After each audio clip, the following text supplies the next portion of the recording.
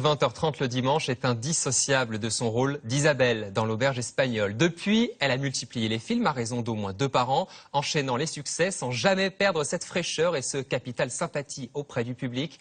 Elle sera à l'affiche mercredi de La Belle Saison, une très belle histoire à la fois pulsionnelle et charnelle. Bonsoir Cécile de France. Bonsoir. Merci d'être avec nous. Merci à vous. Je parlais de votre capital sympathie auprès du public. Est-ce que vous vous en rendez compte? Parce qu'à chaque fois qu'on parle de vous, qu'on va vous recevoir ce soir, tout le monde dit « Oh, je l'adore ». Bah, c'est formidable. Non, ce que je vois, c'est que dans la rue, les gens ont beaucoup de respect pour moi et me voient comme une artiste, voilà, qui fait mon travail.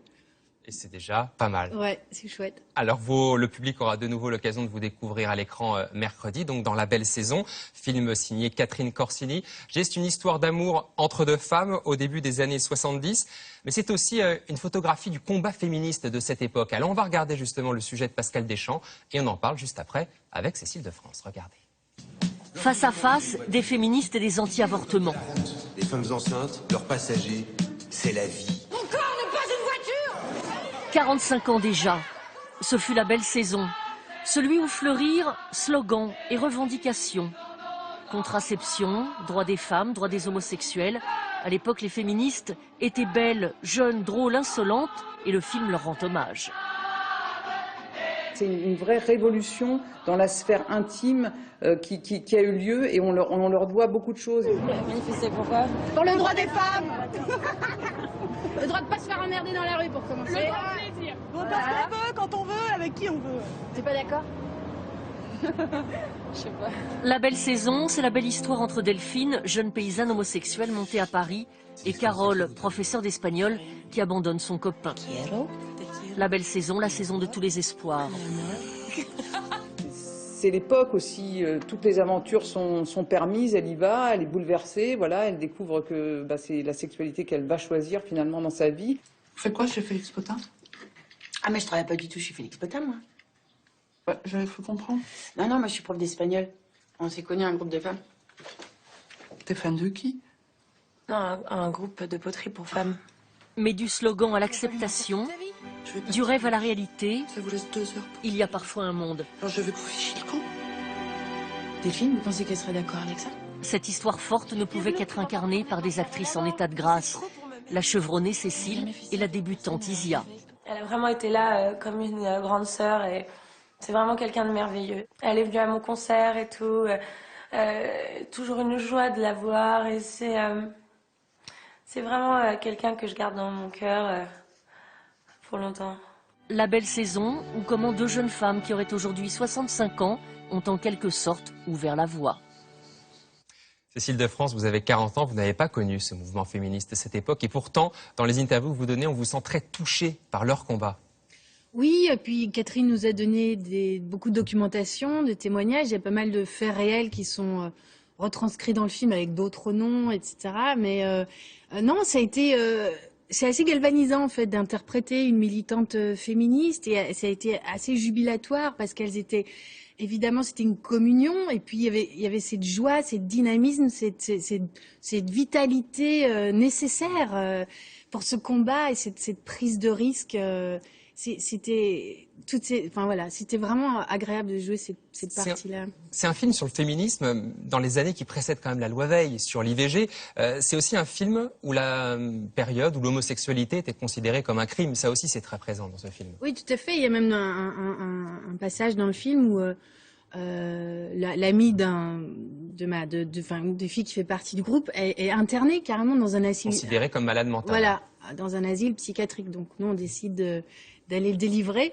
Mais oui. Mais bon, moi, je trouve qu'aujourd'hui, les mentalités, il y a encore du boulot quand même. Ah oui, c'est pas encore ça. Bah oui, malgré le mariage pour tous. Voilà, quand on voit ce qui s'est passé il y a 2 ans, les manifestations contre le mariage pour tous, voilà. Donc c'est bien de leur rendre hommage, en tout cas à ces femmes qui se sont, enfin voilà, nous sommes aussi les héritières du fruit de leur combat sur la contraception et l'avortement. Mais voilà, encore des choses sur l'homosexualité, il faut encore ouvrir les esprits. Alors l'homosexualité, c'est quand même un thème qui vous touche forcément. Ça fait, je crois, le 5e personnage d'une lesbienne que vous interprétez au cinéma. Il y a eu bien sûr Isabelle dans la trilogie Clapiche, Haute Tension, Sœur Sourire. Et vous avez dit, je ne veux pas être cataloguée comme la lesbienne de service au cinéma. Et pourtant, vous avez accepté ce film de Catherine Corsini? Parce que déjà, il y a des millions de manières de jouer des lesbiennes.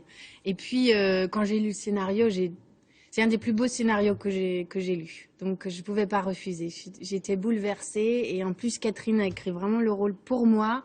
Et ça, c'est précieux. Ça n'arrive pas souvent. Donc, j'étais très touchée. Il y a un rôle qui revient immédiatement quand on parle de vous au public, c'est bien sûr Isabelle dans l'Auberge espagnole et la trilogie de Cédric Klapisch, l'histoire de ces étudiants venus du monde entier qui se retrouvent en Erasmus à Barcelone. On vous parle souvent de ce personnage? Oui, c'est vrai que c'est le personnage qui m'a fait découvrir, voilà, et qui a fait un contact, un lien avec le public, et je l'aime beaucoup. Et d'ailleurs, je suis prête à continuer. S'il y a un quatrième volet, oui, bien sûr. Ouais. Alors Cédric Klapisch, c'est un réalisateur que vous aimez bien et que vous avez retrouvé. On va vous découvrir à la rentrée dans une série sur France 2 qui s'appelle 10%. C'est les coulisses en fait un petit peu du monde du cinéma, du métier d'agent. Il y a 6 épisodes et vous jouez votre propre rôle dans le premier épisode qu'on va découvrir à la rentrée. Particulier comme aventure. Oui, c'est rigolo. Et puis, non, mais surtout, Cédric me connaît bien, donc il l'a écrit un peu sur mesure, tout ça. Et tous les acteurs sont vraiment géniaux. Ils sont pas très connus. Ils viennent beaucoup du théâtre.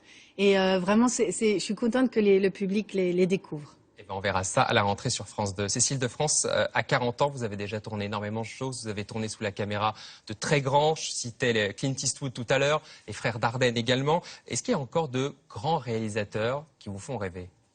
Oui, évidemment, mais j'aime pas trop penser comme ça. C'est-à-dire que je me considère comme quelqu'un de très privilégié, qui est toujours rempli d'un projet à venir qui me fait battre le cœur. Alors voilà, j'aime pas trop fantasmer ou imaginer ou vouloir absolument quelque chose dans le futur. C'est comme pour la belle saison. Si le scénario vous touche, vous dites oui. Oui, voilà, il y a pas de calcul.